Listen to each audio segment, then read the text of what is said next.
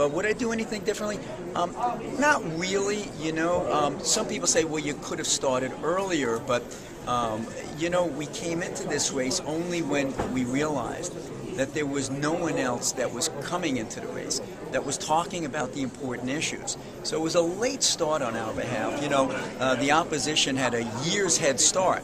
And when you're going around the state to talk to people with very personal relationships at their kitchen table, to try to offset that in a matter of 3 months is awfully difficult. But it's amazing how far we came. I mean, to get like 42% of the vote of the people here to say, let's get a primary, that was very encouraging. But ultimately, I think it was all well worth it, because every candidate today is now talking about the things they weren't talking about just a couple of months ago.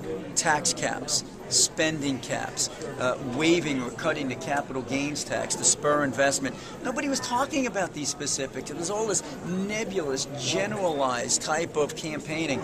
We came out with a specific plan. It forced all the other candidates to take notice. They were actually copying our plan, which is a good thing for the people, because now every candidate's talking about tax caps and spending caps. Are you going to stay as a Republican or as a Democrat? Steve, I mean, you put a lot on the line here. You assume that Republicans would go for you, stand behind you, support you in your party conversion. Why do you think they didn't go for you? Well, it's one thing to change parties and to be accepted, which I really think I was. The people were fantastic throughout the whole state.